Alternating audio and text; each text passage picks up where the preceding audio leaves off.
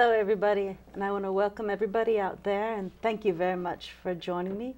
I'm Emily Peyton. I'm one of your gubernatorial candidates, and I'm very happy to be here today with my partner, Tom Simon, who will talk to us about his work with Co-op Power, very important work. Tom? Well, thank you for having me on your show, Emily. It's great to be here.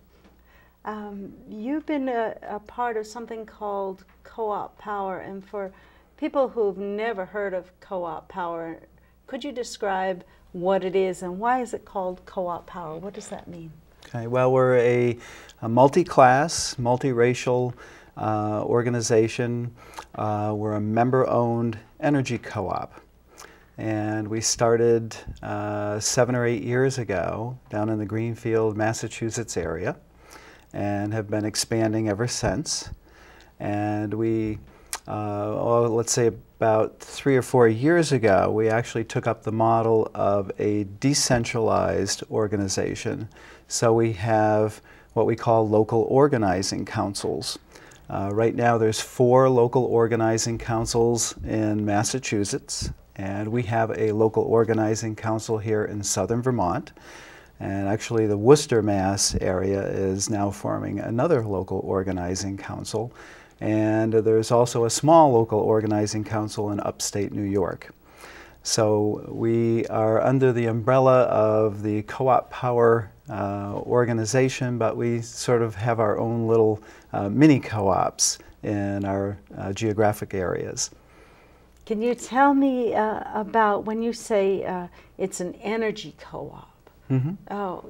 Could you be more specific? That's sort of, you know, we hear the word energy a lot, and we hear, so could you be specific and describe what you are cooperating in? Sure. Well, actually, there are a lot of moving pieces to Co-op Power, so it can be, you know, a little overwhelming at first, but in broad terms, what we're doing is trying to help our members become more energy efficient, more sustainable in the use of energy. We're also working on larger community renewable energy projects to help our communities become more sustainable as well. So that's in really broad strokes what we're all about, but we have many other programs, especially in Massachusetts. We've had some business development work with helping companies to get going in energy, whether it's PV or wind or geothermal, building interior energy panels for people's windows. And we actually have 2 teams that do weatherization and insulation in Massachusetts, and they're actually starting a 3rd one in the Boston area. Up here in southern Vermont, we have, at least we feel we have enough businesses in renewable energy, and our focus is really to help them flourish and help them to find more customers and do the good work that they're doing already. From what you said earlier, Tom, you mentioned that you really want to decentralize our energy sources, and that that you're putting your actions where your heart is, like you are the boots on the ground to do this. Could you describe the type of work that this entails for you personally, and are you compensated for this, and why you're doing it? Mm-hmm. Well, I'm working really on a volunteer basis, as most of our members that are helping out in this effort are. We do have some paid staff that work out of a common office in Hatfield, Massachusetts, and give us a lot of support as far as record keeping and bookkeeping, etc. But as far as what myself and several other people here in southern Vermont are really focusing on outreach, education, helping people and our members really to understand more about energy, how to conserve it, how to move from fossil fuels that we've been conditioned to use over the years to more sustainable energy sources like wind, solar, geothermal, and hemp. And hemp, yes, yes. Yes. I guess it should be noted that Tom and I are part of a bigger partnership for a company called Hempfully Green, and we're working to bring building with hemp into the awareness and use in Vermont, in this region. And would you like to talk about that in this, or should we stick with the co-op power? Let's stick with the co-op power for now. Hemp maybe another show. Yeah. So when you say you have members, is it fair to say that the idea is in collective membership you have more resources? Could you speak to that? Well, absolutely. And the way it works is that people pay a membership to join us. It's a one-time, lifetime membership, and it's by households. Although companies can join as members as well. And the membership fees that people would pay to join us are, for the most part, used to support larger community-sized renewable energy projects.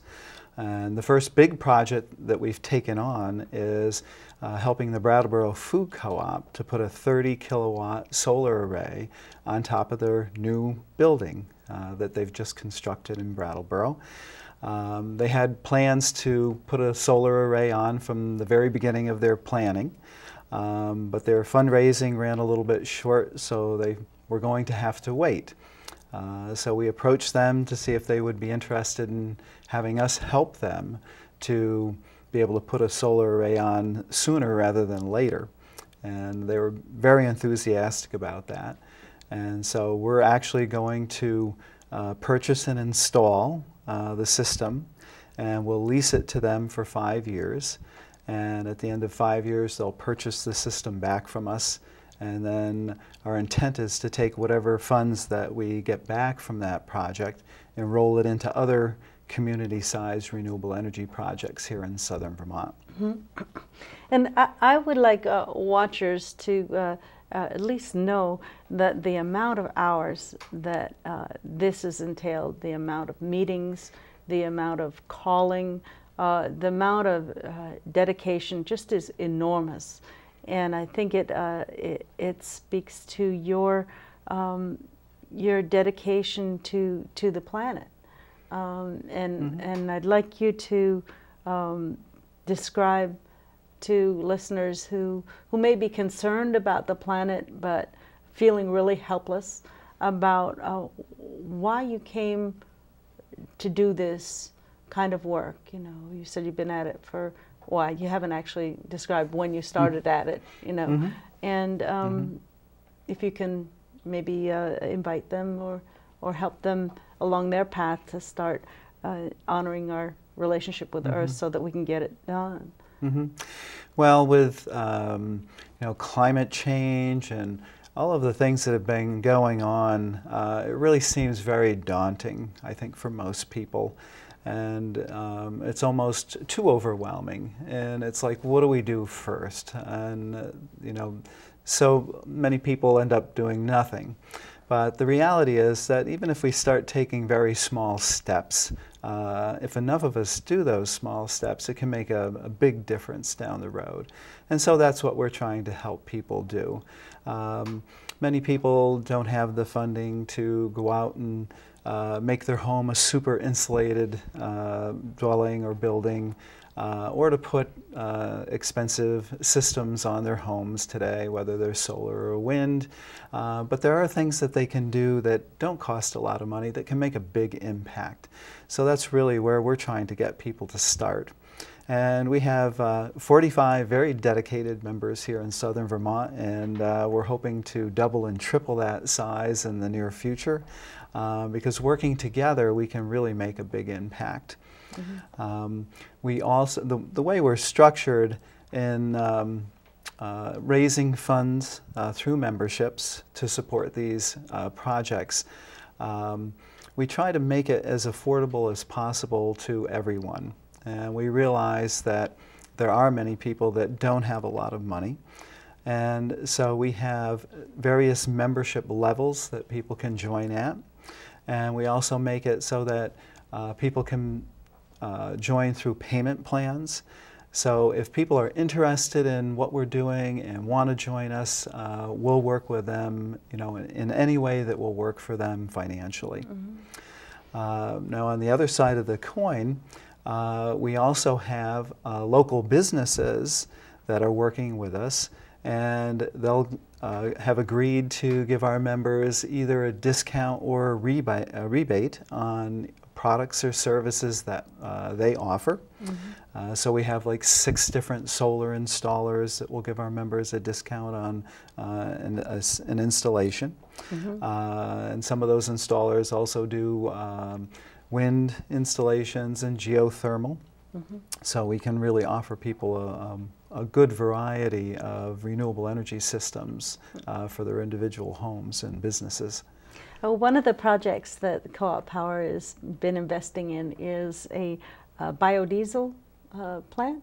Yes. And I'm really excited about that project coming to fruition. Where are you at with that? Well, we're actually getting very close to having the plant up and operating, and the timeline right now, I think, is to have it in operation by November of this year. And we've been working on this plant for 6 or 7 years, so it's been a long haul, but there are reasons why it's taken us this long. Biodiesel refineries that take used vegetable oil from restaurants and institutions are not commonplace. So most lending institutions are very reluctant to lend money to these projects because they are deemed to have a little bit more risk than a lot of institutions would like to take on. So we have been working on funding this strictly through our members, and being a co-op allows our members to actually make loans to Co-op Power, and then Co-op Power can turn around and reinvest those funds into renewable energy projects like the Brattleboro Food Co-op Solar Roof Project and the biodiesel project in Greenfield. Do they ever reinvest in somebody's household project? At this time, we haven't done that, other than investing a lot of our sweat equity into member projects. We have many volunteers like myself that are willing to work with our members and help them to start planning projects for their homes, and to give them advice and to link them up with other professional companies that can help them to get a little further down the road towards sustainability. Well, I think it's beautiful that you're doing this work, and I really love it. You know that I'm working to create the kind of public banking that we need to move much more rapidly towards being sustainable. Do you see us achieving the amount of sustainability we need in time with climate change? And what would you say to climate change deniers? Well, I think if you go back, and there are always going to be some people that are skeptical about anything, and certainly, in my own opinion, we've been seeing much more fluctuations in our weather patterns. So I'm certainly a believer, but for those that aren't, I think it's really tough for anyone to deny that we have really been increasing our pollution of the planet. And so this is really a way that others that may not believe in climate change can justify in their own mind the need to start making changes and moving towards renewable energy. So just from the pollution aspect, what to do with our nuclear waste, having mercury and many other toxic substances getting into our food and water chain, as well as emissions from coal-fired plants having a detriment to the environment. And I think most of these are pretty well documented, so I think most people would have a tough time saying that, oh, we don't have any pollution that we have to worry about. I know that there's people who do have retirement savings and who have savings. I'm not one of them, but people who have been investing in co-op power, and maybe it's a good time to reach out to those who may be seeing the stock market as not the most responsible way. But would you like to talk a little bit more for those Well, listeners? that's and this is a great area because there are many people that don't feel like they have a lot of money that they can put into either their homes or larger renewable energy projects that we might be sponsoring. But yet they have retirement funds and they have IRAs. And they give them to someone else to manage and really don't think much about them. But, looking at my own individual situation of investing in 401ks and IRAs and putting them into mutual funds that have been really investing in companies that have not been doing the best that they could do for either their employees or the environment. That's being kind. that's paying being very nice. Their CEOs millions and, I don't know, maybe in some cases billions of dollars to lead them for a huge profit today, but leaving our children and our grandchildren behind to pay the bills and to really clean up some of the messes that our generation has been developing. So I think there's a large segment of our population that is starting to feel like, maybe we need to start paying back a little bit. And we really have had a generation of very inexpensive energy use, and we've been able to profit from that very handsomely, and we lead very, very good lifestyles for the most part. And so I think there are many people that are saying, maybe I'd be willing to pay a little bit more for electricity if it's generated from renewable energy sources as opposed to something that's really polluting the earth. But what I want to give a perspective that perhaps all that free and cheap energy, where now we're seeing toxins that are creating cancers, and we're seeing children with different issues because of it. It really wasn't so free. In other words, it came with a deferred price tag. So there are people who have a retirement funds, and they can actually make a good return if they invested in co-op power. So it's not like it's like begging for them to feel socially responsible. It's also an investment that will be increase their portfolio. Oh, absolutely. I think if you take the social return that many of these projects will yield, as well as the financial return, most people can feel really good about this type of an investment. So like if everybody who lived in this region with retirement funds invested in co-op power so you could create net metering solar projects everywhere, then we'd move much faster. It's just a matter of people taking responsibility. And I think that's one of the themes that the reason why I'm getting into politics is about not being okay with sitting on the sidelines and saying, this party or that party or the politics, they've really screwed it up, but rather getting in with the solutions that we have.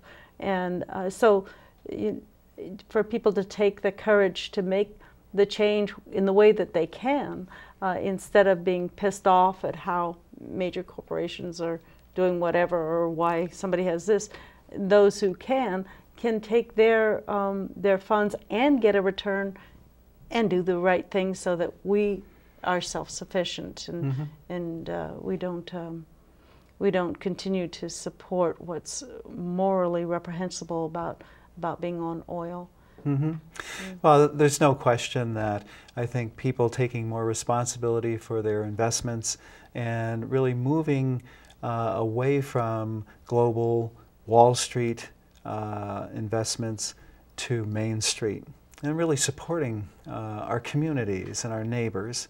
And you know, this is, I think, one of the cornerstones really of moving forward. And so, you know, we're attempting to help people really understand that that option is out there, and that people can do something now, as opposed to feeling, you know, helpless, and that maybe sometime down the road they'll have an opportunity to make a difference. So I'm going to tell everybody your phone number. I don't think we'll have it in graphics, but I'll say it slowly, and I happen to know it by heart, in case Co-op Power is the way you want to go with moving your you know, what you need to do, moving yourself forward in this new paradigm.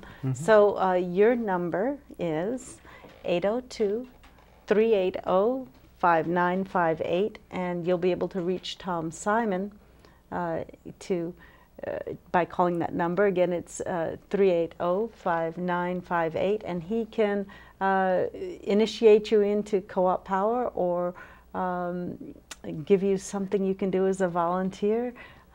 So that would be lovely. But besides Co-op Power, you are involved in more than one energy committee. And this is a huge passion for you. Would you describe all the different sort of places that you've invested your time and passion into moving the renewable future forward? Well, I was town energy coordinator for Marlboro for 3 or 4 years, and still try to stay in touch with the Marlboro Energy Committee, which has been really active. And I've just joined the Putney Energy Committee as a member, and they have been really active in promoting a lot of initiatives in Putney. I'm also on the board of Brattleboro Thermal Utility, which has been looking for ways to set up a district heating system for Brattleboro. I used to be president of the Wyndham Energy Group, which really was the precursor of Co-op Power. And the Wyndham Energy Group was started by Tim Stevenson of Post Oil Solutions. And a number of us here in southern Vermont actually gathered for a little over 3 years looking for ways that we could promote renewable, sustainable energy here in southern Vermont. And then, of course, I've done a number of things personally. I've put in wind turbines up in Marlboro, commuted to Brattleboro with an electric pickup truck for several years. Which is now either for sale, or now you've got a very small car and have a wonderful truck for sale that actually I want them to put the batteries in so we can use. But anyways. Yeah, unfortunately the batteries are still expensive, so that's one area hopefully will come down in the future. But you need a good commute for an electric vehicle, a pure electric vehicle. And sometimes you have to make some sacrifices as to your routes and your time involved. I think sometimes you can't travel as fast as most of us would like, but probably shouldn't be traveling at those speeds. So. And you've also supported the Sustainable Valley Group here in Bellows Falls. Yes, that's relatively new for me, getting involved with Gary Fox and all of the people on SVG. And I think they've got a tremendous project going here, and that's one of the investments that I have made locally, is putting some of my retirement funds into that project. And of course, we should mention our work, a little bit of our work together in Hempfully Green. Would you describe how and why you became attracted to hemp yourself? Well, actually, I knew very little of hemp 2 years ago, but after meeting you and traveling to England and Spain to see what they've been doing with building with hemp in Europe, have become very excited about the possibilities and potential of using industrial hemp for building residential homes and commercial buildings. And so I think it's a matter of time before that catches on here, but there are just amazing opportunities as far as limiting our energy use and really making our buildings much more healthy. And so I'm looking forward to increasing that effort as well. And one of the wonderful things about Tom is the myriad of people he knows in almost every avenue of renewable energy, and sometimes people that you wouldn't think would come together, like Vince Luzzi, and who's a Republican, who is, we think of Republicans as people who aren't really so ready to do something as granola and crunchy granola as renewables.